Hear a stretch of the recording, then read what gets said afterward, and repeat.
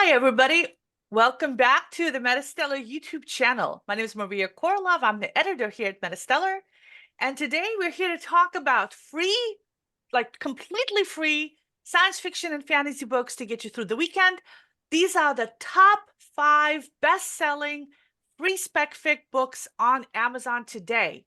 And the list includes A Private Eye specializing in cheating spouses who's pulled into a supernatural war, a servant who's forced to pretend to be a prince, and a no-nonsense small-town cop who's taking on werewolves. But before we get to all that, I want to thank editors E.S. Foster, TERRI Wells, Carla Nordlund, and newcomer BENJI Blackwell for helping us out with the reviews. And Terry, Emma, and BENJI are here with us today. Hi, guys. Hey. So BENJI Blackwell, it's his first time here. He's an editor with Elves and Ellipses, who specializes in editing speculative fiction and young adult. E.S. Foster is helping us edit our third anthology. Our first 2 are already out. Terry is managing the whole anthology editing process, and she works with indie authors on their fantasy, sci-fi, and romance books. All their links are in the description box below. All right. I want to tell people to get the books while they're still free. Today, May 10th. All these books are free as of last we checked, but there's no telling how long the books are going to stay free because authors and publishers make them free to promote the rest of the series. But if you're watching at a later date, don't despair. You might still find your next great read. And a lot of these books are in Kindle Unlimited. If they are, we will tell you. Kindle Unlimited is where you pay $12 a month and you read all the books you want. If you want to get this list in your email every Friday afternoon, subscribe to our newsletter. It's linked below. And also, you can subscribe to our channel so you don't miss any of these videos. Because we do this every single Friday. We read the first few chapters of every book on the top of Amazon's free sci-fi and fantasy list, and we tell you what we thought. And for those who are new, MetaStellar is an online magazine of speculative fiction. All the content is always free to our readers. All of us working on it are volunteers. All the money we raise goes to pay for original content by independent authors. So it's a great publication. Thanks everybody for helping us out. And for those of you who donate to support us, we love you. We wouldn't be able to do this without you. All right, let's get into the books. And I'm going to make this a little bit bigger for you so that you can see the book. And here's book number 5, Heir to Thorn and Flame by Ben Alderson. This is the first of 3 books in the Court of Broken Bonds, a romantasy series. The other books are $4 each and are both in Kindle Unlimited. This is the author's first time on our Free Friday list, and Terry read this for us. Terry, what did you think of the book? Ooh, I was pretty excited about getting the opportunity to read this book because I'd never read a male-male romance except in fan fiction. So let me start, by the way, with some warnings. Within the first few chapters, there are some appropriate F-bombs, an attempted rape, an attempted murder, a killing committed in self-defense, some serious gore, and some really sadistic upper-class villains. So keeping these warnings in mind, let me get to the story. It opens with a young servant, Max, cleaning the library of a manor. It's his favorite room in the place, and he's read hundreds of books from this library. And not just for fun either. It's an act of defiance against the king, who prefers his servants to be uneducated and therefore more controllable. So there's some banter starting out between Max and one of the other servants, who's a dear friend of his. There's a major festival that's going to be going on that night, and everyone's supposed to be going to it. But of course, Max plans to curl up with a good book. Right away, he's in my good graces. And the fact that he's gay, by the way, is just taken as a matter of course, which I found quite refreshing. Anyway, we learned that the country where he lives is one of the southern kingdoms, and that in the time of the current king's grandfather, magic was wiped out from the region by the assembled armies, mages, and dragons of the north. In fact, the current king's grandfather was the last mage killed in the war. Max thinks this is a good thing because in his mind, Magic caused all the harsh inequality in his world, sort of like unbridled capitalism. We also learn that the heir to the throne, Julian, wants Max, but not in a sweet and fuzzy way at all. Max has been refusing his advances. Max figures Julian will be safely away at the evening's activities since Julian is an arrogant prick who loves attention. We later learn that Julian is also a vicious, psychopathic sadist. Remember the attempted rape and attempted murder I mentioned? But Julian didn't go to the festival. He stayed behind to torment Max. So here's an interesting point. How is this different from a heterosexual rape trope? Max knows he can take Julian in a fight. If he harms Julian, though, not only will he suffer for it, but his parents will as well. So it's really tricky. He doesn't defend himself against Julian until it's clear that Julian is going to kill him. And even then, Max kills Julian by accident with magic. Max, it turns out, is a mage, and this is the first time his magic has ever manifested. So he didn't even know he was a mage, she'll write then. At this point, Max wants to get his parents from the festival and flee. But one thing leads to another, and the king forces Max to replace Julian as heir, taking on Julian's identity. The king can compel Max to do this because he's holding Max's mother and father hostage and is not shy about killing disobedient servants. Max gets to see this firsthand when he insists to the king that his name is not Julian. The king has 4 servants killed in front of Max for this disobedience. Now, to me, at the risk of sounding like I don't care about the blood, to me, this is a metaphor for having to hide your true self to protect people. And I'm actually not surprised to see it in a male-male romance. The actual romantic interest, speaking of which, doesn't show up until chapter 7. So you see, this is clearly a slow burn, since I'm a fifth of the way into the book and there's no actual sex yet. So I feel a little like someone reading Playboy for the articles. It's still holding my interest because there's some real world building going on, a strong sympathetic protagonist, an interesting fantasy world, good writing, political intrigue, and some mysteries to be solved. Like, how did Max get his magic since it's supposed to have been wiped out in the South, for example? If you like these things, along with what promises to be a very slow burn, and can handle the caveats I've mentioned, especially the despicable villains, this might be your kind of book. I forgot to ask you about your costume. Well, the book is a period piece, so I dressed appropriately. You know? All Plus, right. this is the first time I've been able to fit into this costume in quite a while, so I'm excited. All right, here's book number 4, Cursed Witch by Brogan Thomas, a standalone novel in the 6th book, Creatures of the Otherworld, a paranormal romance series.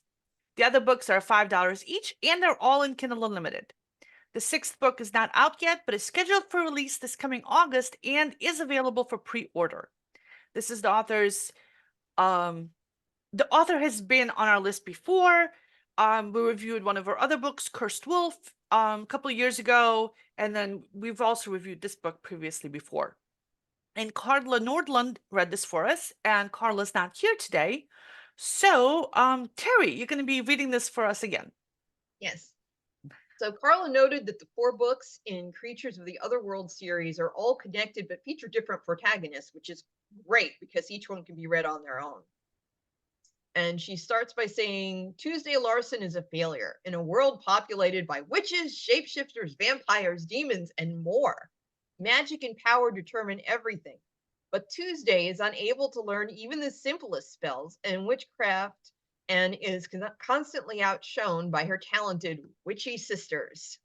While sitting through an excruciating meeting with her mother and her school's headmistress after exploding a simple potion, Tuesday explodes, dropping an F-bomb and storms out of the room.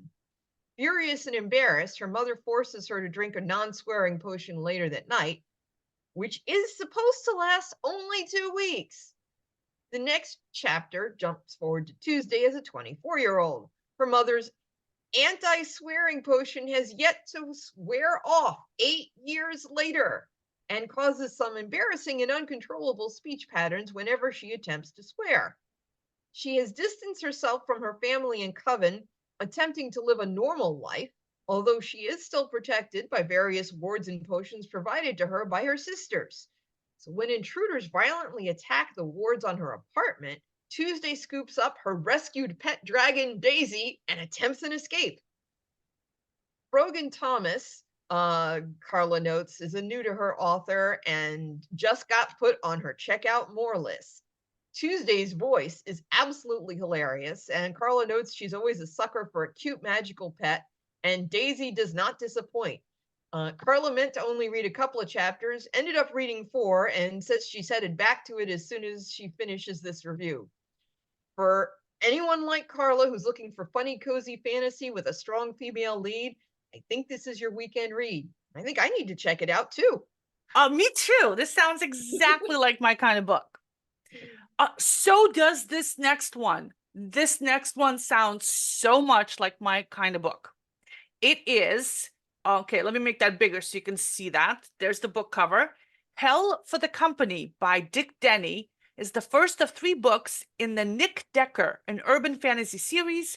The other books are $1 to $4.50 each, and they're both in Kindle Unlimited, and it's the author's first time on our list. And Benji read this for us. I think we lost TERRI there, but Benji, Benji read this. I'm sorry. Do you want me back on camera? No, you're good. But you are on camera. Oh, dear. But I need to see your costume and it looks beautiful. All right, Benji, what did you think of this book? I'm enjoying it, despite it coming close to what we saw. So this quote I just popped out at me says that it isn't the action of the war zone you miss, it's the clarity of purpose. Nick Decker is an Iraq war veteran, and he's just kind of given up on life. Like, he seems really disillusioned and isolated from his family. He bickers with everyone, and both his parents are dead at this point. So we start chapter 1, like, he's kind of shrugging off his brother at the funeral. And then he goes off to what he says is his usual mid-morning routine, like you do at a second-rate strip club, usually reserved for drunks like him and drug addicts. And this is where this sort of, I guess, leading lady actress, Gretchen, comes into the picture, who's just this stripper, so hot and up to snuff, on pop culture. And Nick just doesn't believe that she belongs at this club. Maybe she'd be at one of those nicer venues, I guess, if you can call it that. And she's just kind of walking around naked, and he's drooling all over her, and they're kind of getting to know each other because no one else is really there other than some people who are drugged out of their mind. And at this point, it's losing to me because I am more on the prudish side, like very uncomfortable with where this is going. But I was drawn in by the kind of supernatural angels and demons and whatnot. But thankfully I stuck with it, and it sped up really fast from there. So at that point, Gretchen is suggesting to him, he's just kind of talking to her amazed, and she's talking about how she's been sent actually by some secret, Latin named organization from centuries old, to protect him, that he has this holy relic of sorts. And he's like, okay, crazy lady, I'll just continue staring at you, and hopefully this goes somewhere. I don't care. But he quickly finds himself in the middle of a supernatural battle of sorts, kind of alluded to in the prologue, where he's in this Western standoff, showdown with this archangel. and he has this flaming sword that the angel wants.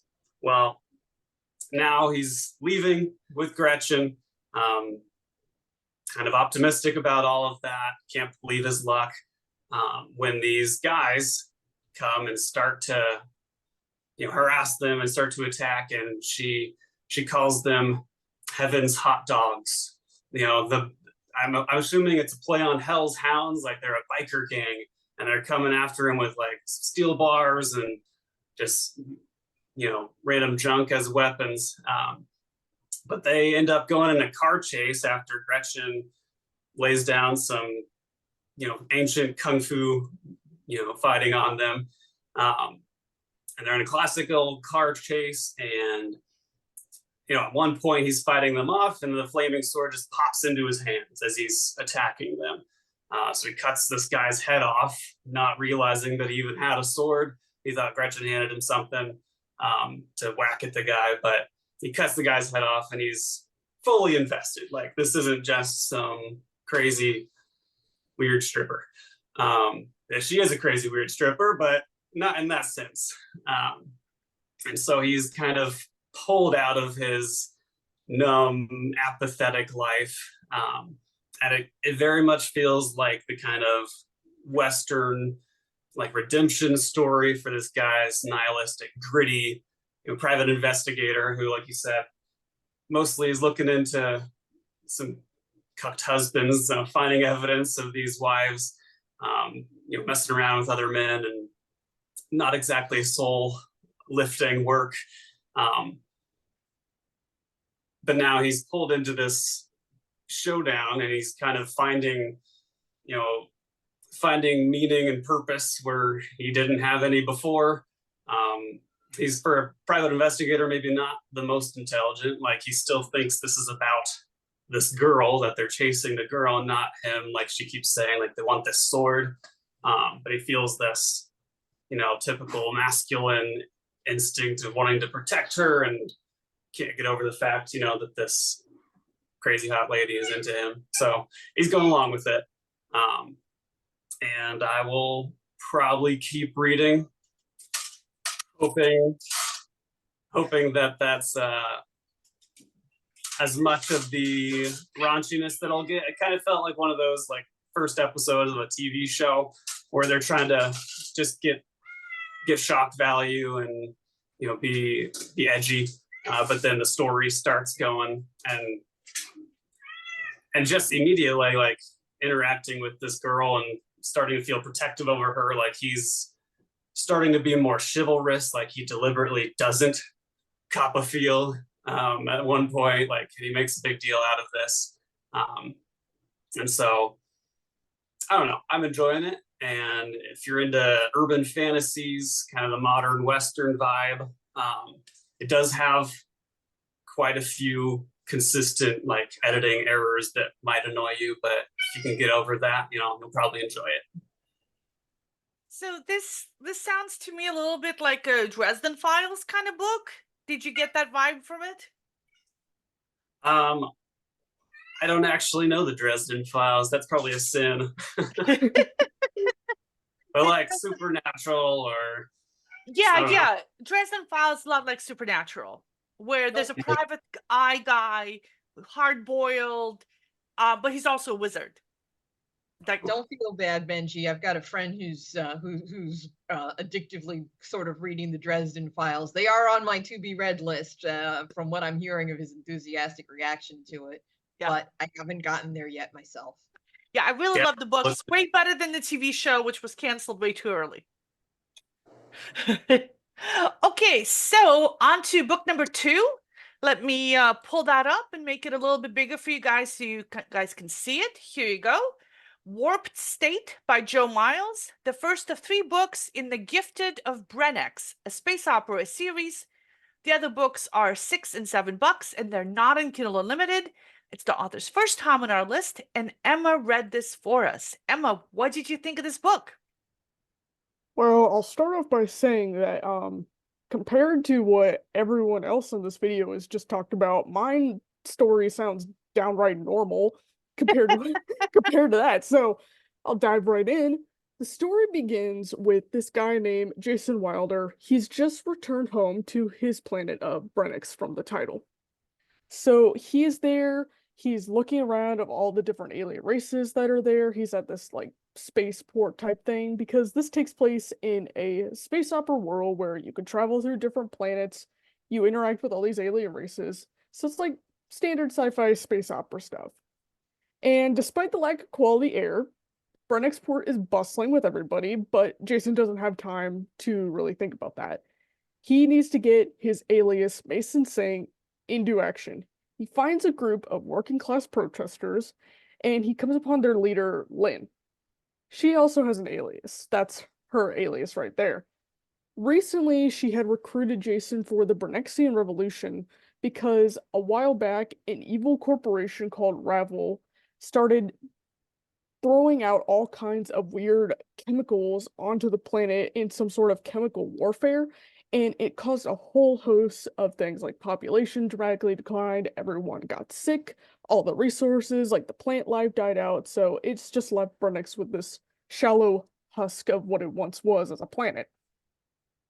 So Lynn is part of that revolution. She recruited Jason, but when they meet up again, she gives him some disturbing news. One of the planets that's owned by the Ravel Corporation, it owns like all kinds of different planets in the galaxy, has recently been shipping a ton of those chemicals. Same chemicals that were used to take over Brenix. Likely they're going to strike again in another planet or re-attack Brenix because of all the protests happening. So as an activist, which here it's just another name for a spy, it's now Jason's job to infiltrate that planet and steal the pharmaceutical information to keep the enemy from using these chemicals. Before leaving, he stops at his family store, he meets with his two sisters, Kay and Libby, and his parents. He kind of talks with Libby a little bit, and she's kind of saying like, well, I don't really get why you have to do all this, but at the same time, it's like, I wish I was out there helping fight with you. And you get a lot of Jason's perspective where it's like, in his head, he's thinking, this is really important. I need to protect my family. And I found that was really honorable, so it made me start liking this character a bit more. I don't get too much more Jason, though, because it switches over to the other perspective in the story, Havoc. He is one of the lower level-ish iron workers on the Artesia planet, which is coincidentally the planet that Jason has to go to retrieve the pharmaceutical plans. He recently applied for a promotion, and it's denied because he doesn't have enough qualifications. But he really wants to prove himself. He wants to be seen as a good citizen, he wants to lead, he wants to be a team player, so I also admired his character in that respect. But he's got to put a lot more work into it, especially since more and more protests are popping up all over the place. So Jason and Havoc are destined to meet and sabotage the evil plans, but they have conflicting motivations. It's clear like Jason really wants to actually sabotage whatever Ravel's doing, while Havoc thinks of this as like, oh, well, if they see me doing all of this work, they'll reward me somehow. That works. I wasn't really sure as I continue reading, but I figured it would explain itself later. But it's clear at some point that Jason is really desperate, so he's going to let Havoc take the fall. But things like that are probably going to start changing. So I'll admit, when I first started reading the story, I definitely saw some Star Wars influences. I was like, okay, so like there's a rebellion, people have to infiltrate this organization for some plans. I thought, okay, I don't really know where this is going, but it sounds like Star Wars. But I was pleasantly surprised. It didn't stop me from getting invested in the characters. I really wish that they had success. I also really liked like their optimism and different things like that. I really wanted to see them succeed, and I really wanted to see where their journey went. I also thought the world building was really good because there was a lot of description, but it also wasn't like in your face. You gotta get through a huge bunch of paragraphs to figure out what's going on, where you are. So I wasn't weighed down by all that exposition in these beginning chapters. So I think I'm gonna stick with it. I really enjoy space. Too many of those on our free Friday list, so I want to give it a shot. So is this like a buddy kind of movie book, or are those two guys gonna like get together?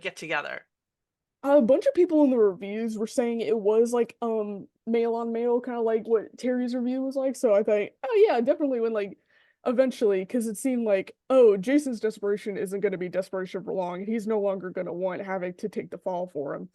That's definitely what I thought. So we have 2 out of 5 books with Yeah. like gay and lesbian themes on this list. I think that's new. Yeah. We sometimes like have like 1, but that's pretty cool.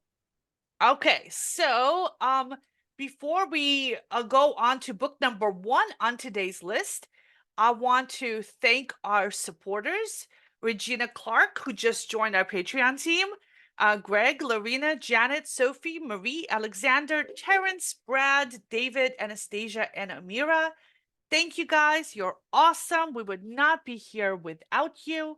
The link to our Patreon page is in the description box below if you'd like to join and help out. You can also order one of our first 2-year anthologies, year one and year 2. We're working on year 3 right now. And we also have like stuff like mugs you can buy. And again, all the proceeds go to pay for original fiction. All of us volunteers, all of us editors are volunteers. All right, and now let's get to book number 1 on today's list. And I was the one who read this one. And it's called The Nightcreature Collection by Lori Handeland. This is a box set of the first 3 books in the 11-book The Nightcreature novels, a paranormal romance series. The other books are $4 each, and they're not in Kindle Unlimited, and it's the author's first time on our list. So then you can't tell this by looking at this particular picture because it's a kind of a neutral cover. But if you open up the book and you scroll to the first novel, you see the cover of the individual book, and it's a naked guy's chest. And there's a little wolf in the background, but it's pretty much a naked guy's chest. So I peeked ahead. The 3rd book also has a naked guy's chest.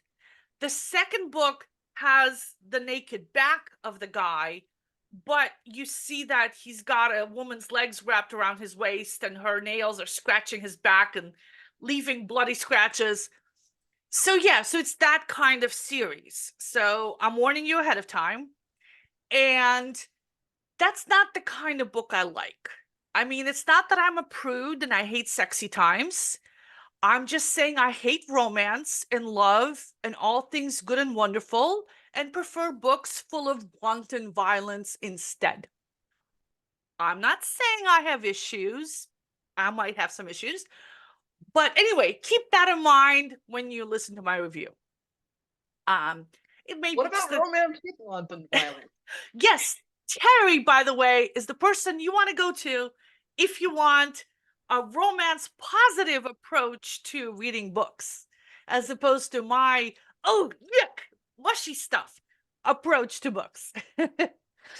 Okay, so the book starts with Jessie, who's a small town cop in northern Wisconsin. She's bored, she's cranky, she's hoping something interesting will happen. I like her. She's snarky and sarcastic. I like the way she banters with a police dispatcher. She's pissed off by the local woo-woo legends, which I find a positive personal characteristic. So there's 6 other officers in the town's police department in addition to her and the sheriff, and they hire a bunch more in the summer to handle tourists who come in. And it's the 3rd week of summer now, so there's more of these newbies on the force. And there's tourists all over. And so when she sees a luxury SUV stopped in the middle of the road, that's what she's thinking. Stupid tourist. And she stops and she sees damage to the vehicle, drops of blood on the pavement. She doesn't see any signs of a wounded animal or a person. She opens the SUV's door. There's a woman behind the wheel who's got a bump on her head and glassy eyes. The woman says she hit a wolf. And she thought it was a dog, so she came out to check on it, and the wolf bit her, and she's got a bloody gash on her arm. And then one of the summer cops arrives at the scene. Jessie tells him to take the driver to the clinic while she goes off to find the wolf. She wants to spare the victim from having to get rabies shots. And also, wolves are an endangered species. The other cop is hesitant to leave her alone to look for the wolf, but she's lived in the area all her life. She's the best hunter on the force. She shuts him down and heads into the forest. Again, I like her a lot. She's confident, smart, capable, and also she says she has no interest in marriage or relationships. I like that about her.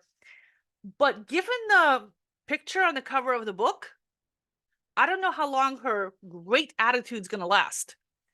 But maybe she'll sleep with him and then kill him.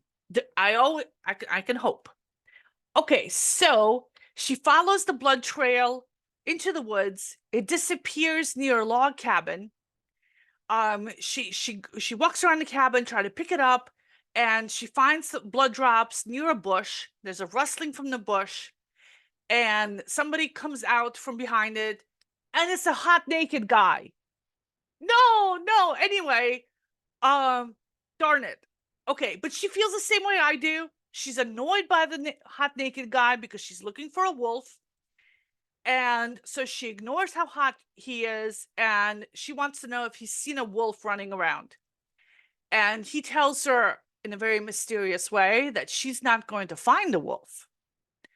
Turns out he's right, because she leaves him, goes off to continue search for the wolf, and does not find him. And eventually goes back to her car. The SUV has already been towed away, and the woman driver, the one who was bit, has been taken to the hospital, and then she left without getting the rabies shots. So Jesse's supposed to be off duty by now, but she decides to track the woman down. Turns out she's not a tourist. She's a teacher at a local school.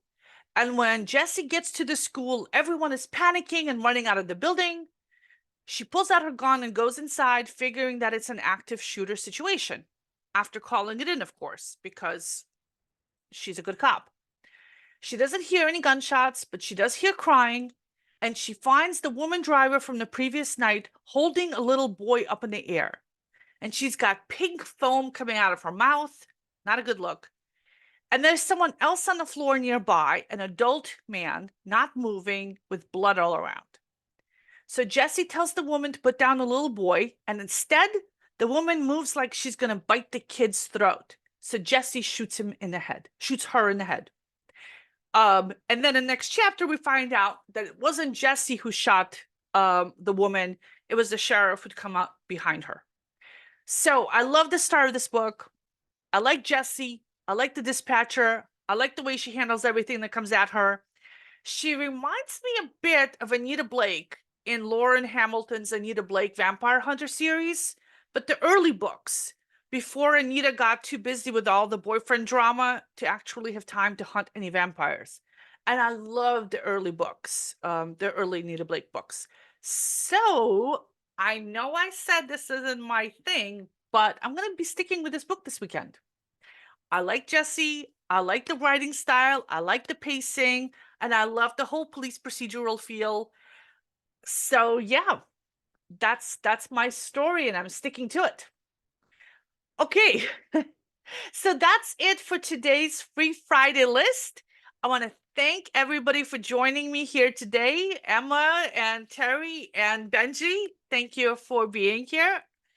And so if you guys, again, if you in the audience want to see more of this, subscribe. And also, I want to let you know that if you don't want to leave our channel just yet, you can check out this video of our interview with award-winning author E.E. King, whose novel Gods and Monsters is currently being serialized at MetaStellar.